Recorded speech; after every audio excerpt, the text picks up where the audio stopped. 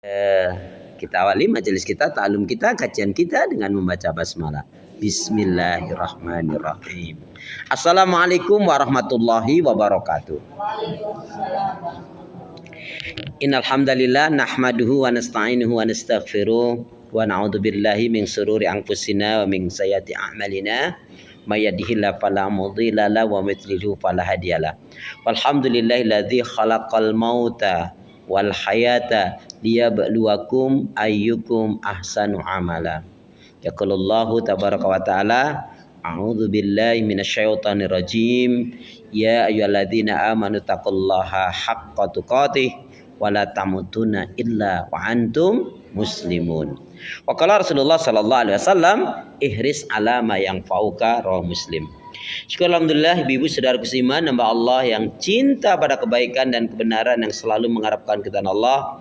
Alhamdulillah kembali Allah pertemukan kita dalam majelis yang mulia ini, majelis ilmu, untuk sama-sama mencari mengharapkan keridhaan Allah dengan mengkaji ayat-ayat Allah, Al-Quran dan Sunnah Rasul. Ya, karena itu doa pinta kita semoga hati, iman, ibadah, akhlak dan ilmu. Saya ulangi, karena itu doa pinta kita semoga hati, iman, ibadah, akhlak dan ilmu yang Allah berikan kepada kita hendaknya menjadikan kita bisa lebih baik daripada hari-hari sebelumnya.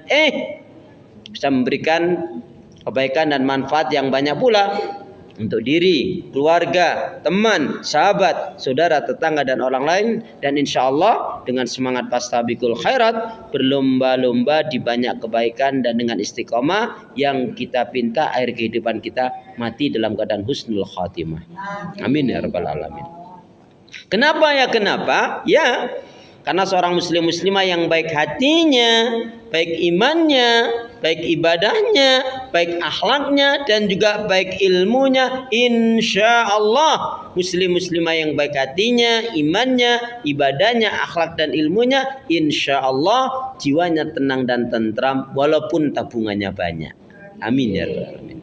Ibu, patut betul kita bersyukur pada Allah karena Allah memberikan kita bukan hanya sekedar nikmat sehat, sempat, umur, waktu, rezeki, tapi nikmat yang besar dan nikmat yang terbesar terutama ditakdirkannya kita oleh Allah dalam Islam dan iman.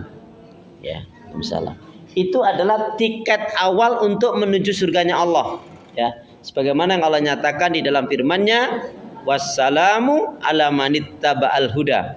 Wassalamu ala manittaba'al huda. Ya, akhirnya datang juga keselamatan itu Allah akan curahkan, limpahkan, berikan bagi orang-orang yang mengikuti petunjuk hidayah Allah.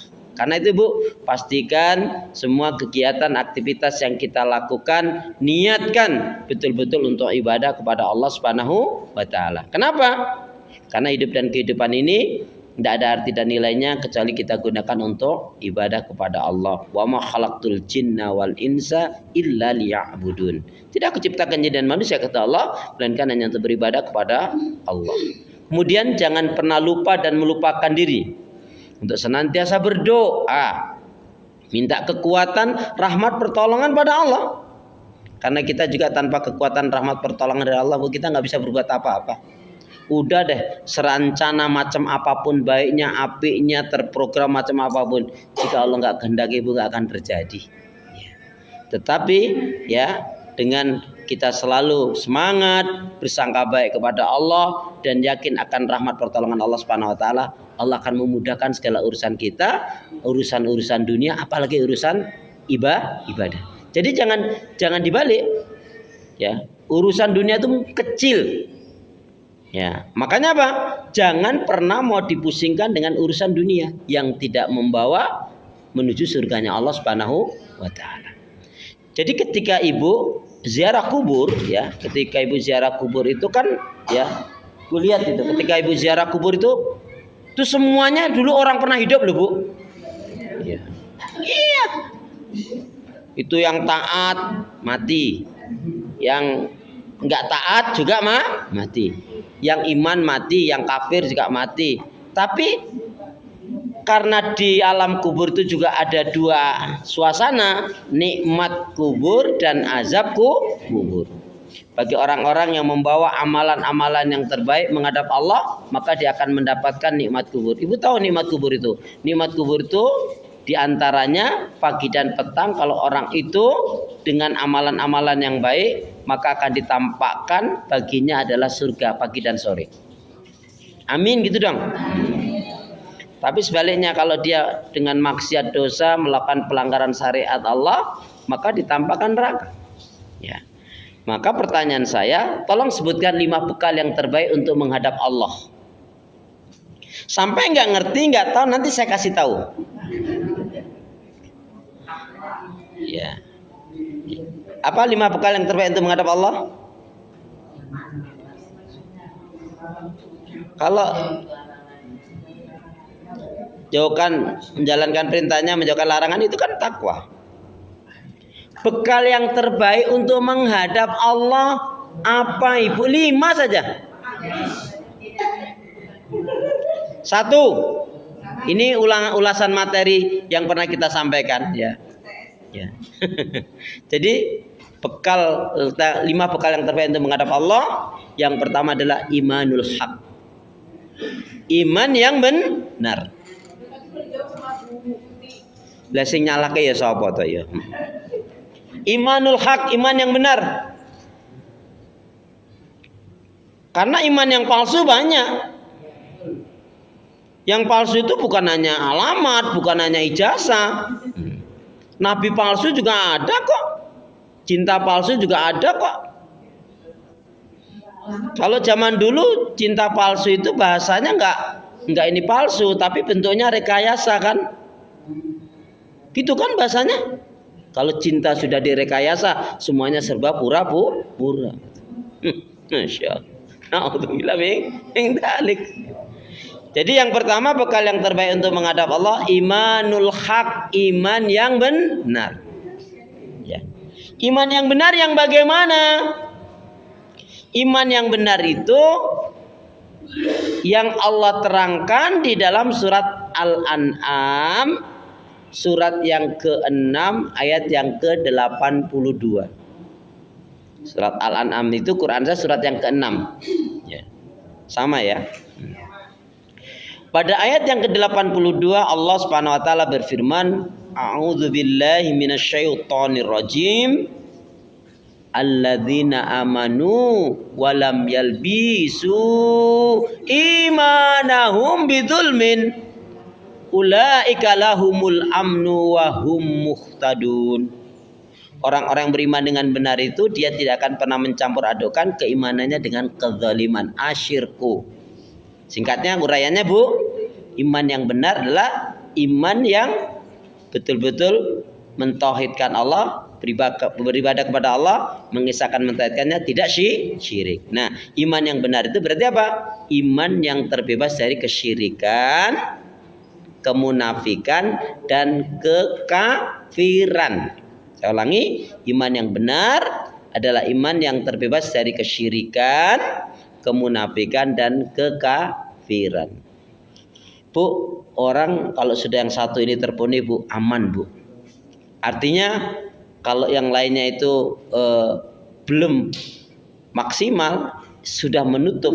Tapi kalau yang satu ini nggak ada udah. Ya, ini yang pertama ya. Jadi bekal yang terbaik menghadap Allah yang pertama adalah imanul haq, iman yang benar. Yang kedua, ilmu yang benar. Ilmu yang benar adalah ilmu yang sesuai dengan Al-Quran dan sunnah Rasul. Allah berfirman Ibu di dalam surat 17 ayat 36, ini jadi patokan kita. Semuanya itu amalan itu kita ilmu itu hendaknya menjadi panglimanya. A'udzubillahi minasyaitonir rajim, surat 17 ayat 36. Al-Isra, yang kedua ilmu yang benar. Wala taqfu ma laisa laka bihi ilm, inna sam'a wal basara wal fuada kullu ulaika kana anhu mas'ula. Janganlah kamu melakukan amalan ibadah yang tidak kamu ketahui ilmunya, karena sesungguhnya pendengaran, penglihatan, dan hati itu semua akan diminta pertanggungjawaban oleh Allah. Bu, ada yang memaknai wala takfu itu jangan mengatakan sesuatu yang tidak ada ilmunya. Jangan melakukan sesuatu yang nggak ngerti ilmunya. Jangan mengikuti sesuatu, ya. Jangan mengikuti sesuatu yang tidak ngerti ilmunya, yang artinya tidak sesuai dengan Al-Quran dan Sunnah. Ya, saya ulangi, jangan mengatakan sesuatu yang nggak ada ilmunya. Ya, kenapa? Ucapan orang beriman itu mestinya mengandung nasihat, mengandung ilmu, mengandung hikmah, mengandung manfaat, mengandung ajakan kepada iman, pada tauhid, pada ibadah, amar ma'ruf nahi mungkar. Jauh dari lagwun. Lagwun itu ucapan dan perbuatan yang sia-sia. Jangan mengatakan sesuatu, jangan melakukan sesuatu, juga jangan mengikuti sesuatu yang nggak ngerti ilmunya. Jadi ilmu yang benar kata kuncinya apa, Bu? Halo? Ilmu yang benar menjadikan kita selamat, Bu. Ilmu yang benar menjadikan kita selamat, mengantarkan ke surga. Amin, gitu dong. Nah. Ilmu yang salah menjadikan sesat, menyebabkan neraka. Jadi harus pilih-pilih betul. Selain ilmunya, juga yang menyampaikan ilmu itu apakah orang yang memang melakukan pembelaan terhadap Islam atau bukan. Makanya Ibu jangan heran kalau ada orang yang ngaku dirinya merasa hafal Quran, tetapi dia kok dia tidak ngikutin Al-Quran, malah menyalahkan Al-Quran. Nah, itu orang yang hanya bicara dunia, karena dari itu ada kepentingan. Dan Allah menutup hatinya. Bu, ada orang hafal Quran tapi dia tidak mengikuti tuntunan Al-Quran. Itu adalah begini. Orang seperti ini adalah orang yang pasti hanya kepentingan duniawi. Ibu ingat kan? Saya di alana zaman akan datang satu masa zaman di mana orang membaca Al-Quran atau hafal Quran tapi hanya berhenti di tenggorokannya. Yang ngeri, akan datang satu masa satu zaman di mana orang membaca Quran, hafal Quran tapi Al-Quran melaknat dirinya. Ada. Terus di akhirat nanti, saya nggak hafalinya ya, redaknya. Bu, riwayatnya begitu ya. Terus yang ngeri lagi yang satu mungkin yang jarang Ibu dengar. Nanti di akhirat yaumil kiamah, yaitu malaikat tuh membawa api sebesar rumah atau sebesar gunung, membara api itu. Yang dicari adalah yaitu ulama-ulama atau orang-orang yang hafal Quran, ngerti Quran, tetapi dia gunakan untuk memberikan fatwa mendukung orang-orang yang zalim. Atau yastaru nabi ayatillah bitamanin yastaru nabi ayatillah thamanan qalila. Dia menjual ayat-ayat Allah dengan harga yang sedikit untuk dunia. Salah satunya bertarif. Ya. Jadi ustadz yang bertarif itu sama saja dengan menjual ayat-ayat Allah Subhanahu wa taala. Ya, enggak boleh. Ya. Nah, itu ngeri, Bu, ya. Jadi kalau hari ini kita lihat Masya Allah ya, beliau yang ngisi kajian di Korea, malah beliau yang menginfakkan 600 juta kan saat tadi Hidayat kemarin tuh ya beritanya gitu, Masya Allah. Dan beliau beritanya tidak menerima amplopnya ya, Masya Allah. Itu kan satu teladan yang baik ya. Ya, dan beliau bebas mengatakan yang hak, batil ya batil. Ya, jadi kalau Ustadz nyampaikan saja. Adapun kemudian Allah menggerakkan jamaahnya, muridnya, katakan patungan, ngasih transport, itu Allah yang menggerakkan. Ya, dia pokoknya ngajar saja. Saya mendapatkan nasihat dari orang tua saya diingatkan betul, akhlis di kamu di kota tinggalnya. Ya, jangan pernah berharap ya jamaah murid kamu memberikan transport sekian. Kamu ngajar saja. Kalau kemudian Allah menggerakkan mereka, ya mereka patungan, mereka ngasih, yaitu rezeki Allah kasih melalui itu. Tapi kamu tidak usah pernah berpikir ya berapa. Dan itu saya ingat betul, itu nasihat orang tua saya. Bapak saya itu ya juga alhamdulillah di kampung tuh ya kiai kampung lah gitu. Jadi kalau bapak saya di amplopnya bilang, berarti habis ini aku nggak mau datang lagi ya, gitu kan. Jadi kalau bapak saya memang ya alhamdulillah dengan izin Allah beliau tuh senang aja berdakwah gitu aja. Karena yang didatangi lebih banyak ke pelosok-pelosok juga gitu, Bu, yang kampung-kampung ya, malah terkadang alhamdulillah ya bapak ada rezeki malah berbagi. Nah, Baik, jadi itu prinsip loh Bu, itu pengaruh sekali masalahnya. Baik, kemudian yang ketiga bekal yang terbaik itu adalah amal solih, bukan amal salah. Ada amal solih, ada amal salah. Ya. Ibu ada amal yang nggak manfaat. Apa amal yang nggak manfaat? Apa amal yang nggak manfaat? Apa amal yang nggak manfaat? Yaitu amal yang tidak ikhlas. Ilmu yang nggak manfaat, ilmu yang nggak diamalkan. Harta yang nggak bermanfaat, harta yang tidak diinfakkan, disedekahkan di jalan Allah. Waktu yang nggak bermanfaat, waktu yang terbuang sia-sia tidak dalam untuk digunakan untuk kebaikan. Badan nggak manfaat kalau badannya tidak digunakan untuk dalam ketaatan ibadah kepada Allah.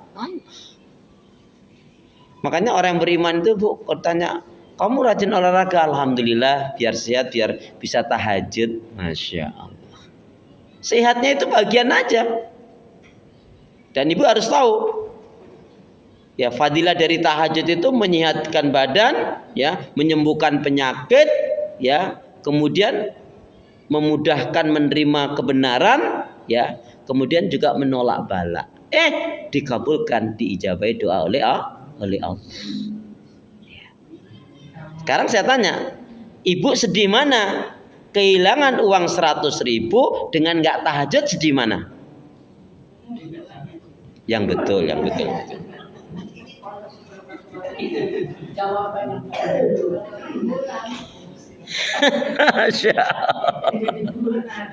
Ya udah. Jadi saya sedih kalau saya nggak rawatib, saya sedih kalau saya nggak sholat fajar.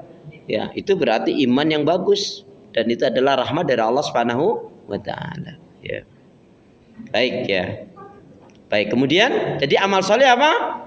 Amal soleh adalah amal ibadah yang kita lakukan dua syaratnya terpenuhi, ikhlas karena Allah dan ittiba'ur rasul, ngikuti tuntunan Rasul.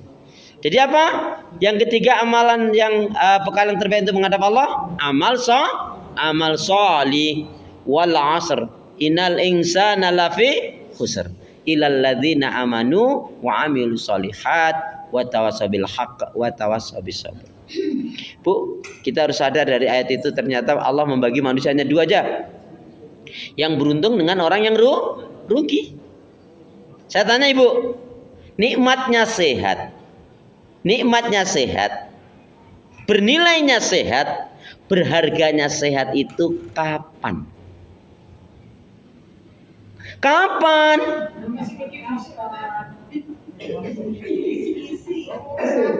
Nikmatnya sehat, berharganya sehat, bernilainya sehat, itu kapan?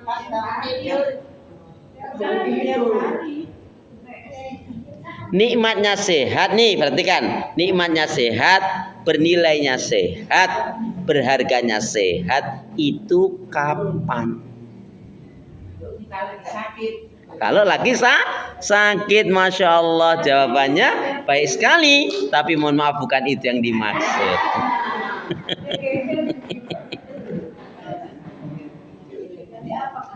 Jadi Bu, nih perhatikan.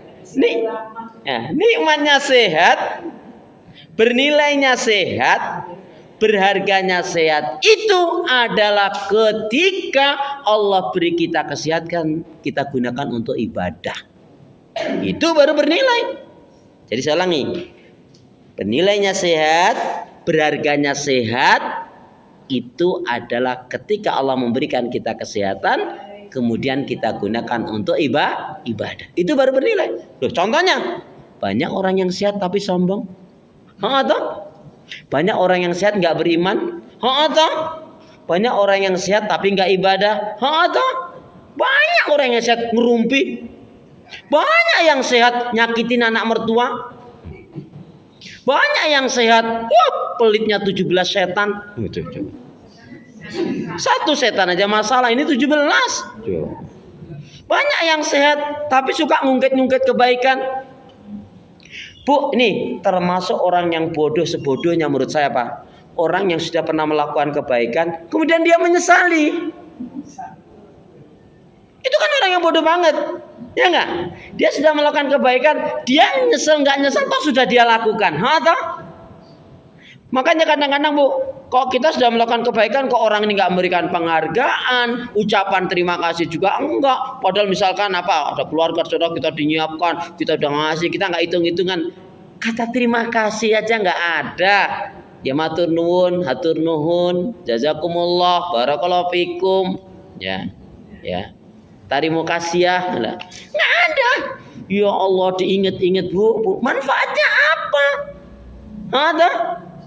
Toh sudah kita lakukan, ya enggak? Makanya setan mengusik di situ biar kita hatinya imannya rusak, amalnya rusak. Makanya apa? Setiap kebaikan ibadah amal soleh kita hendaknya kita iringi dengan istighfar. Fasabbi bihamdi rabbika wastaghfir. Ada. Ini contohnya salat. Assalamualaikum warahmatullahi. Assalamualaikum warahmatullahi. Kita apa mengucapnya? Astagfirullah. Kan kita bisa sholat kalau dipikir. Kenapa? Kenapa kok semua kebaikan ibadah dan amal soleh yang kita lakukan kok hendaknya kita iringi dengan istighfar? Kenapa?